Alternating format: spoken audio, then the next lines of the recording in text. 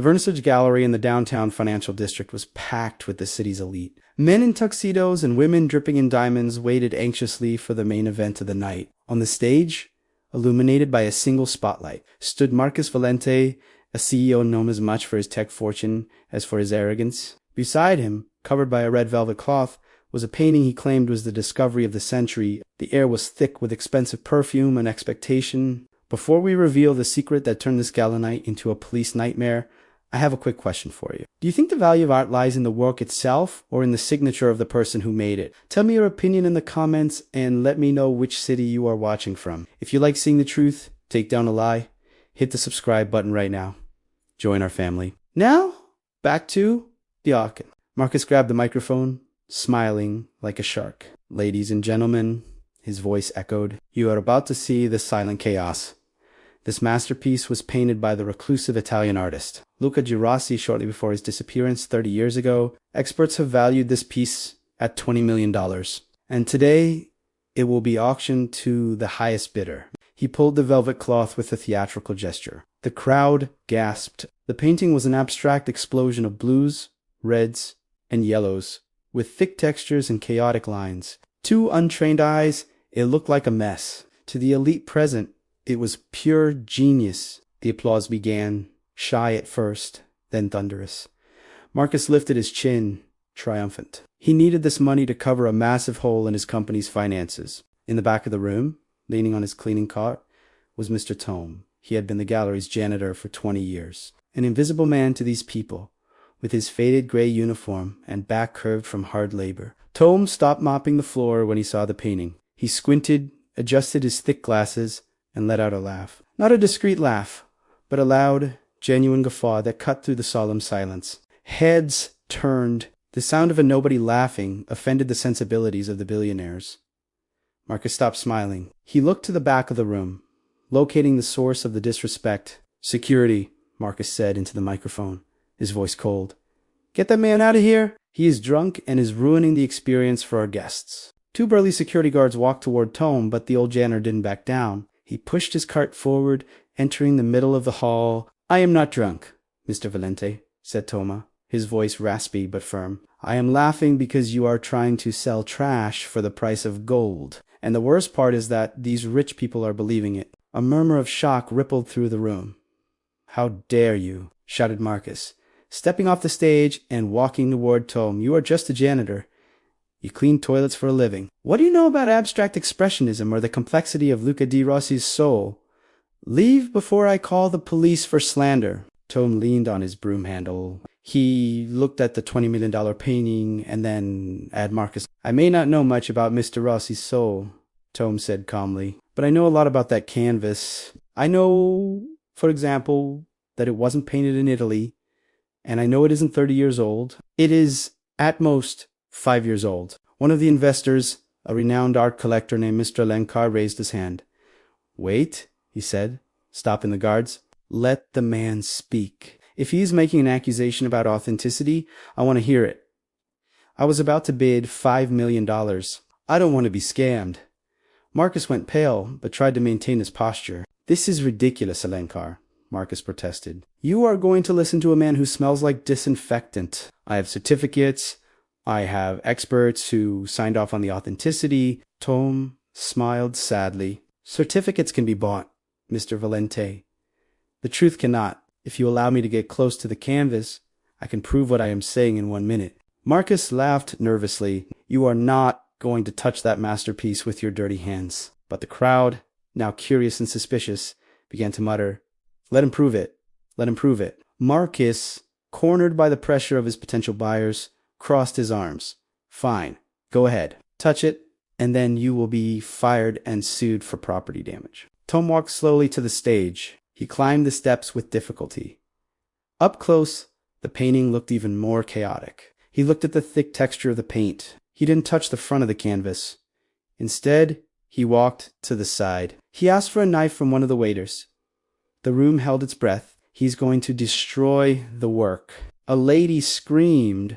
I won't destroy anything of value, Tome said. With the tip of the knife, he delicately lifted a small chip of dried paint in the bottom right corner. Where the layer was thickest, underneath the blue paint, There was something white. Mr. Valenti, you said De Rossi used linen canvases imported from Belgium, right? Yes, it is a historical fact. Everyone knows that. Tome nodded. Then why, underneath this paint, am I seeing cheap 1080 thread count cotton, the kind used to make budget bed sheets? Tome pulled a little more, revealing the weave of the fabric. It wasn't painting canvas. It was bedding fabric. Marcus started to sweat. That must be an experimental restoration technique. He stammered. You don't understand anything about conservation. Tome shook his head. It isn't restoration. And I know this because I recognize this bedsheet. I recognize it because I was the one who bought it at the discount store 5 years ago. The room was in absolute silence. Tome turned to the audience. My granddaughter, Sophia, she wanted to be a painter. But we didn't have money for expensive canvases, so I stretched old bed sheets over wooden frames that I made from construction scraps. She spent her afternoons painting in my backyard. Tome's voice cracked with emotion. Sophia passed away 3 years ago. Leukemia, when she was gone. I donated all her things. Her clothes, her toys, and her paintings. I left them at a community center that collected donations. I just wanted her art to bring joy to someone, not to be used for a millionaire scam. Liar, Marcus shouted, desperate. You are inventing a sad story to make money. Where is the proof? Where is her signature? This is an authentic De Rossi. Tome looked at Marcus with a gaze that mixed pity and anger. The proof is on the canvas. Mr. Valente. Literally, Tome pointed to a thick red stain in the center of the painting. To you, this looks like an expression of abstract anguish. To me and to Sophia, this was an accident. She was eating a strawberry jam sandwich while she painted. The jar fell. She tried to clean it up and spread the jam along with the oil paint. If you take this painting to a lab right now, Tome continued, and chemically analyze that red stain, you won't find rare cadmium pigment. You will find sugar, preservatives, and traces of artificial strawberry. Unless Luca De Rossi liked to snack on cheap gem while painting in the 90s, this painting belongs to my granddaughter. Mr. Elenkar, the investor, walked up to the stage. He looked closely at the red stain. He smelled the canvas. It has a smell, sweet, very faint, but it's there. Underneath the varnish, he looked at Marcus with fury. You tried to sell me a bedsheet dirty with jam for $20 million. Marcus stepped back, looking for an exit. I was deceived too. I bought it from a trusted dealer. I didn't know, but Tome hadn't finished. You didn't buy it from anyone, Mr. Valente. I saw you 3 years ago. You went to the community center to do a charity event to take photos for your marketing campaign. I was there cleaning the floors, Tome said. I saw you rummaging through the donations. You saw Sophia's canvases and laughed. You told your assistant, look at this. It looks like modern art. If we put a gold frame on it and invent a story, some idiot will pay millions. I heard you, Mr. Valenti, but I thought it was a bad joke. I never imagined you would have the courage to actually do it, Tome concluded. Stealing the art of a dead child, erasing her memory, and selling it as your discovery. That isn't just fraud. That is profanation. The police, who were providing security for the event outside, were called to enter. The scandal was complete. Marcus tried to call his lawyer, screaming that it was all a misunderstanding, but the proof of the jam and the fabric was irrefutable. A technical analysis done right there by a guest expert confirmed it was cotton and cheap school acrylic paint, not professional oil. Marquesa was handcuffed in front of all his colleagues and rivals. As he was led away, he looked at Tome with hate. You have nothing. You are still just a janitor. Tome just watched him being dragged away. I might be a janitor, but today I cleaned the biggest piece of trash in this room. You, Mr. Elenkar, approached Tome. Mr. Tome, I am so sorry for your granddaughter and for all of this. The painting, what do you want to do with it? It is technically yours. Tome looked at the colorful canvas, remembering Sophia's small hands stained with paint. It isn't worth 20 million, Tome said. But to me, it is worth more than all the money in this bank. Mr. Elenkar smiled. I agree, and I would like to buy it. Not as a fake De Rossi, but as an original Sophia. I will pay the 5 million I offered before Tome's eyes went wide. 5 million. For a dirty sheet, Elenkar shook his head. For the story, for the truth, and for the beauty. Your granddaughter had talent. Tome, the jam was an accident, but the rest is pure joy. I want that joy in my collection. Tome refused the money for himself. I don't need 5 million. I have my jobby, I have my house, but the hospital where Sophia was treated needs a new pediatric oncology wing.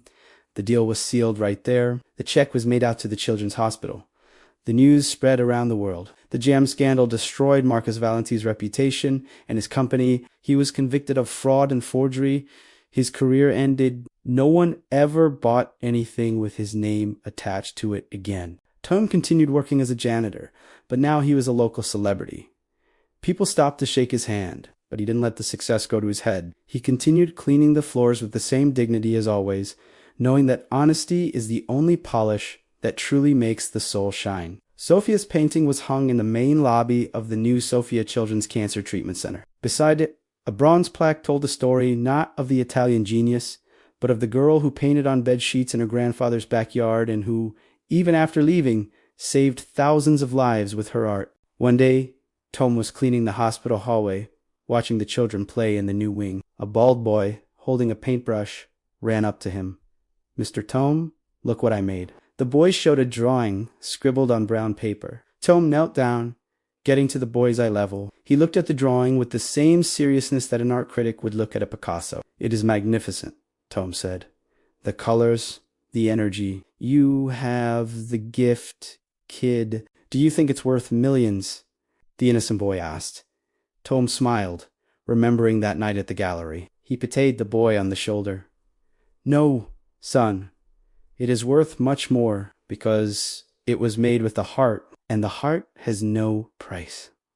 This story teaches us a powerful lesson about value and price. Marcus Valente knew the price of everything, but he didn't know the value of anything.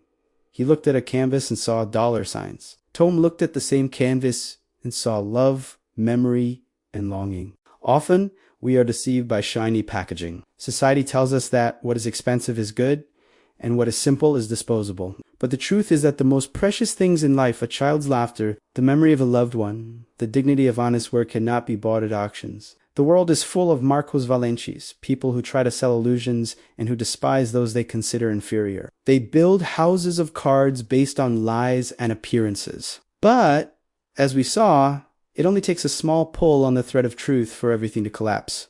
And the world is also full of Mr. Tome's invisible people who hold the broom, who serve the coffee, who collect the trash, people who carry wisdom and incredible stories, but who are rarely heard. We walk past them without looking, not realizing that sometimes the true expert is wearing a cleaning uniform. Arrogance is a blindfold that prevents us from seeing reality. Marcus was so blinded by his ego that he didn't realize the person he was humiliating was the only person in the room who knew the absolute truth about his product. He underestimated the janitor and paid with his freedom. Never underestimate anyone. Knowledge doesn't wear a suit and tie. Honesty doesn't need spotlights. And true art doesn't need snobbish critics to be validated. It just needs to touch someone's heart. Sophia never knew her painting would be famous. She painted only because it made her happy. And that purity was what ended up taking down an empire of greed. The innocence of a child defeated the malice of a billionaire. So the next time you visit a museum or a store or just walk down the street, look around with more attention. Look at the people who keep the world clean and functioning. Smile at them. Respect them. Because you never know. That quiet janitor might be the keeper of a secret that can change the world. Or, at the very least, he might be someone who understands more about the beauty of life than any billionaire on a stage. If this story of justice, art, and humility touched your heart, please hit the like button. Let's show the algorithm that the truth is the most valuable masterpiece of all. Comment "truth sets you free" down below if you agree. Share this video with your friends and family. Let's spread the message that we shouldn't judge the book by the cover, nor the painting by the frame. Thank you for watching, Fami. You are our favorite art gallery. Don't forget to subscribe. See you in the next video.